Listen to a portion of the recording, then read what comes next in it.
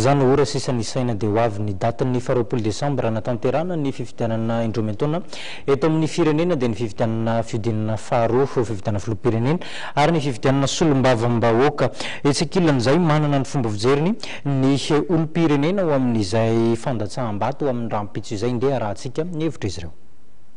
Rahampitso 20 Desambra no anio ny safidy amin'izay ho filoham-pirenena voalohany amin'ny Repoblika faha-efatra sy ny solombavam-bahoaka eo amin'ny farim-pifidianana misy azy ny mpifidy malagasy. 420 ora mialohan'ny fifidianana samy milaza fa vonona anio ny safidy ny olom-pirenena izay nanontaniana androany. Zavatra tsara ny resaka fifidianana aloha. Ahafahany tena amin'ny alalan'ny resaka mahazo olom-pirenena dia tsara ny fifidianana mahafinaritra. Izay lany eo aloha dia tsara. Izay zany momba anazy zany mahafinaritra azy lany io. Mba engany mba hitondra tombotsoa ho an'ny firenena tokoa fa tsy resaka sangisangina zavatra hafa. Izay zany tena mahafinaritra amin'ny resaka fifidianana hoe mba hanaovako ny fifidianana. Rehefa manana karaha fifidianana efa vonona mihitsy. Fa zany hoe mba rahampitso zany mba le tiako mba hovidiana zany. Endrasana mba hiala ny krizy e. Zay mba mora ny fiainana. Miady mivaly foana rehefa tonga ny fifidianana ko iny. Miady mivaly sotra safidy.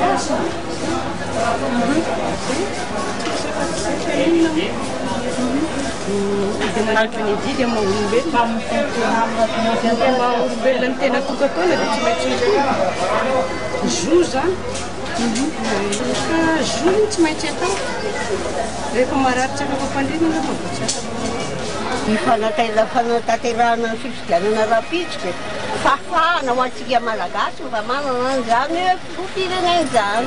Ny resaka amin'ny filoham-pirenena dia fahendrena, fitiavana amin'ny mpiara-piraitany-drazana. Zay. Alo solombavam-bahoaka. Solombavam-bahoaka ohatra tsy dia marisika loatra amin'ireny fa reny ohatra ny any ambadibadika any fotsiny. Ny andrasako zany mba fahafahana vahoaka amin'izay fa mijanona vahoaka majinika mba fahafahana amin'ny krizy. Ny solombavam-bahoaka zany mba mitondra izay tena etaetam-bahoaka mihitsy no entina. Efa vonona zany ilay hifidy rahampitso efa manana ny karatra tena vonona. Za indray mifidy foana. Ny fomba raina no mandeha mifidy dia avy eo mivarotra ihany mitady vola. Ny filoham-pirenena solombavam-bahoaka dia momba mba hoe hiadana an'ilay vahoaka zany e. Satria mba hoe mba hovana le mpitondra. Mba hiadana ny ambanilanitra fa tsy ny eo ihany ny eo.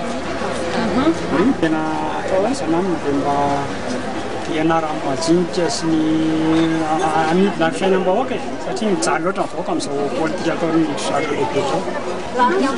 Ary ny solombavam-bahoaka. Solombavam-bahoaka dia mba hitondra ny telo majinika ny PTMR. Izay ny andrasana aminy fa tsy izao fifidianana izao ihany izy no mizara tsy zara aloha nefa rehefa mahasea izy dia hitantsika ihany. Hifidy zany rahampitso? Hifidika. Hifidy. Fa aty amin'ny mpirery fa tsy afaka anambara. Mety mifidy. Tsy mety zay fa alao mifidy mifany zavatra rehetra. Manomboka amin'ny enora maraina no hisokatra ho amin'ny fidiny birao fandatsaham-bato manerana ny nosy. Araka ny voalazan'ny lalàna amin'ny feno fifidianana, ny olom-pirenena feno 20 taona voasoratra anarana ao anatin'ny lisy mpifidianana no afaka mandray anjara amin'ny fifidianana. Ny karapan'olom-pirenena sy ny kara-pifidianana no fitaovana takiana ahafahana manatanteraka ny fandatsaham-bato.